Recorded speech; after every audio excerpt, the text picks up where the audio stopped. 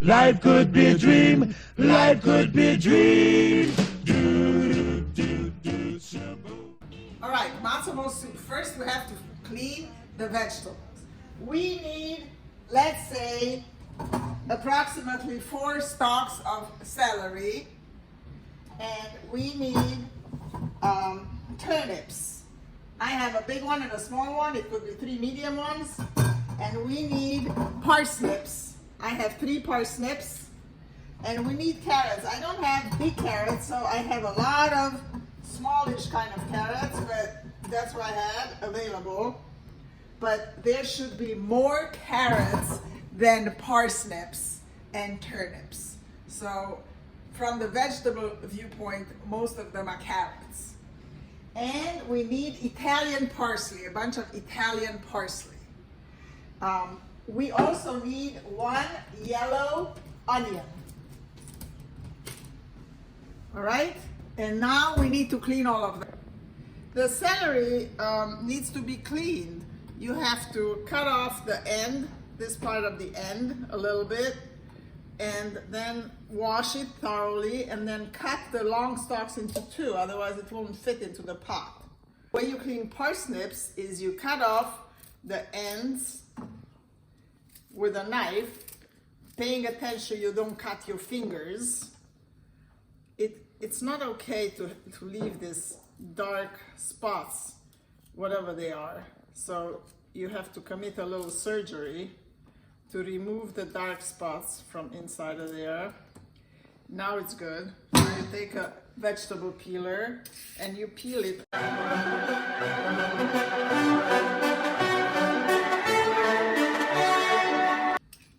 And this one is clean. And similarly, you need to clean the carrots.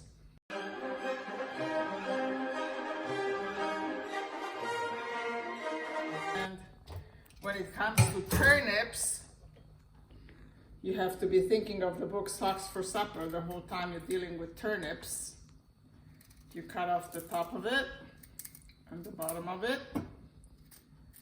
And then it typically looks a little bit blemished, so I'm more comfortable peeling it.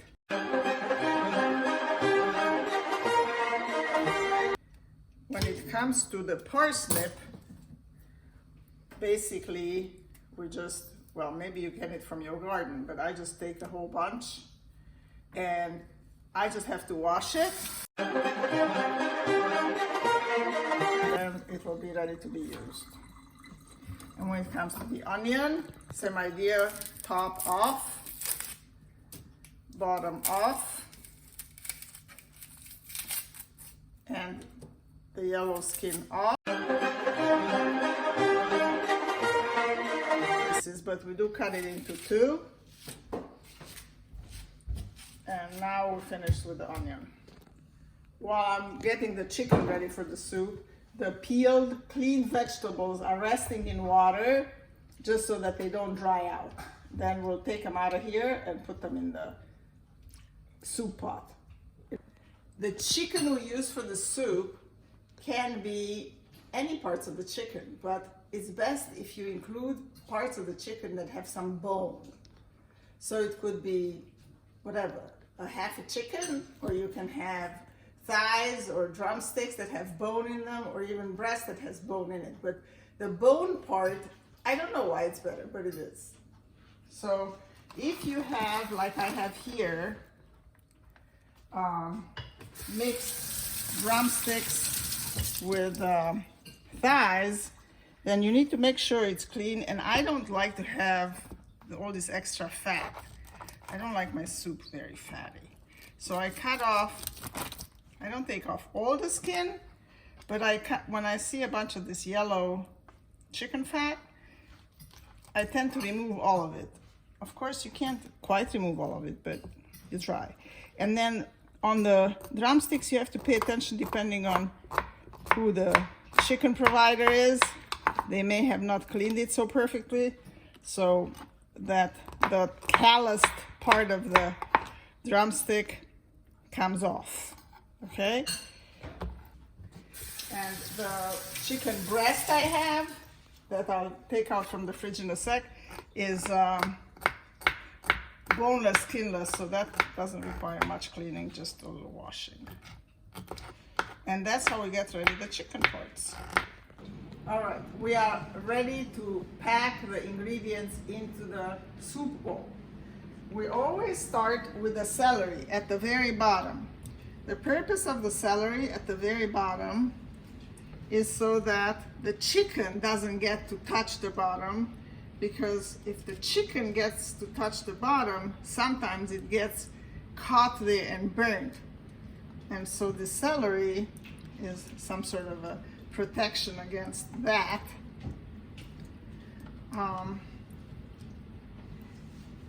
Then on top of the celery, I like to put the chicken pieces. And then on top of the chicken pieces, I need to put all the veggies that we had cleaned, sprinkled in no particular order.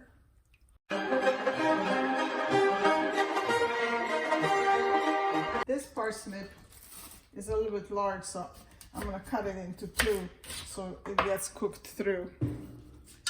And that's basically it. Now the water part gets enough water to cover the whole content. It's cold water. It'll get warmed up once I turn on the stove, which I will do right now. And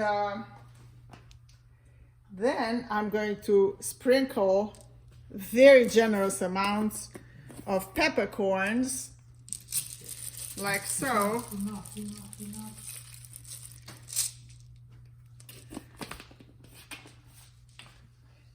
And I am going to put 2 teaspoonfuls of kosher salt,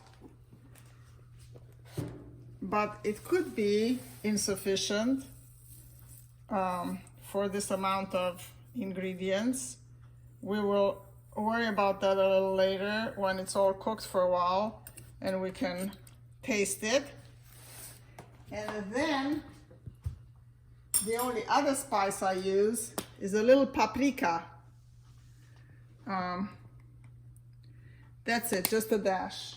And that's it. And now it will cook for an hour and a half approximately, but we will know it's done by stabbing the chicken breast, which is the thickest, and the turnip to make sure it's cooked through. The pot is now full of water. It's covering all the vegetables. Some of the vegetables are peeking out. That's okay. It's much better than chicken peeking out. We want to make sure the chicken is cooked through.